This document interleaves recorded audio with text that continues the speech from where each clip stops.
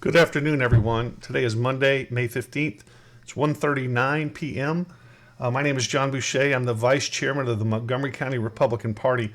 I wanted to give you an update on the bank account situation since Bryan Christ and his friends are telling people a bunch of misinformation about the bank account. So I wanted to make sure you know what's going on. There are three bank accounts that the party has control of. Number one is the primary account, which the chairman has control over. That's the account that they fund the primary with. The state funds that. The second is the corporate account, which the chairman also has control over. That's to pay back of the House bills, et cetera, et cetera. He's supposed to raise money for that account to pay back of the House bills, such as rent, utilities, any leases, anything like that. But since he's not raising money, that account is empty. And the third account is the CEC's account.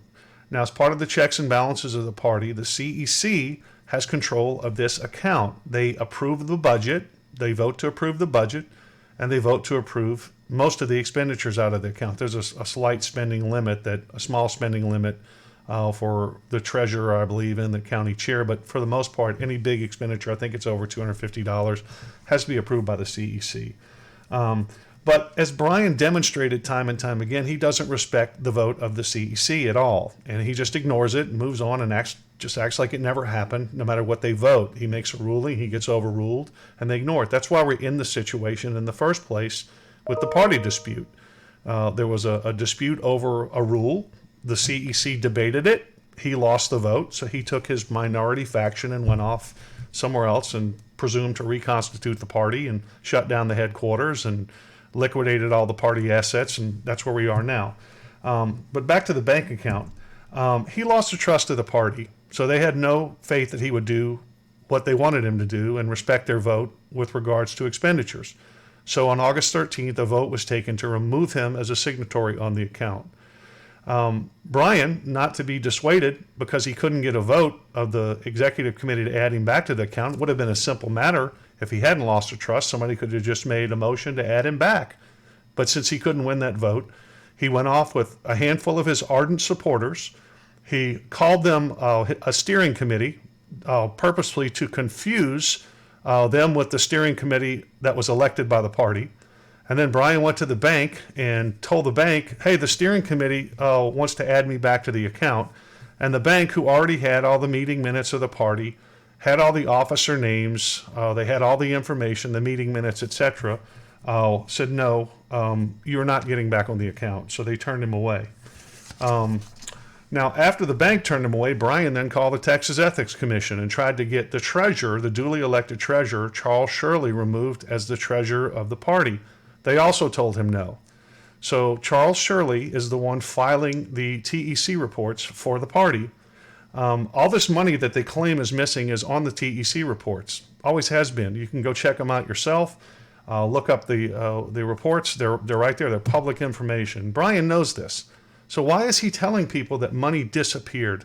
Why is he making outlandish claims that money was embezzled or fraud was committed?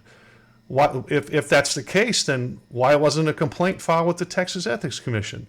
Why weren't charges filed with the DA's office?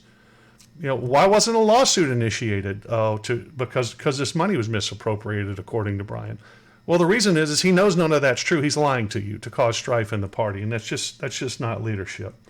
So despite no charges being filed, no TEC complaints being filed, no lawsuits being filed, Bryan and his little band of whatever they are keep going out to the public saying this money was stolen, it was fraud was committed, et cetera, et cetera. It's absolutely ridiculous. I hope you'll start calling them out on it for the lies that they're telling, because they know better. They know better. I mean, they're telling you things that they purposely know are not true. And my big question to you today, how many times are you going to allow these people to lie to you and still believe them? I mean, we saw it with the headquarters where initially they said, well, we didn't pay the rent because all the money was stolen. And then we posted the receipts showing the rent was paid. Then they said, well, the reason that we lost the headquarters and Bryan closed down the headquarters, the reason he did that is because the landlord was so annoyed with everything that was going on that people, Charles Shirley, had aggravated him so bad he just threw us out. Well, then that turned out to not be true. And now Bryan just says, oh, well, the reason is because the landlord just wanted more money for the place. So the story keeps changing. If you want the real information, go to www.mctxgop.org. That's the correct website for the party. That's the website that the CEC adopted that has all this information on it.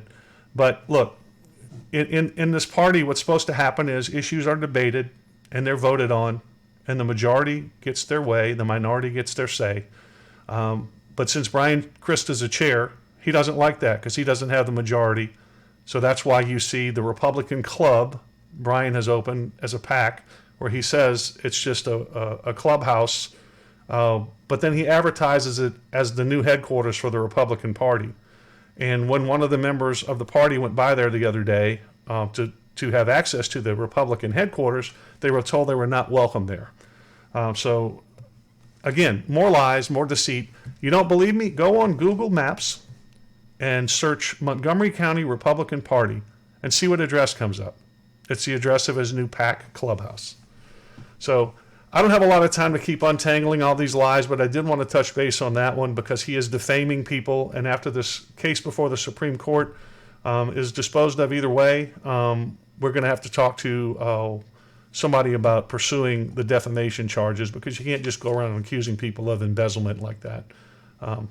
God bless you. Have a good day, and we will talk soon.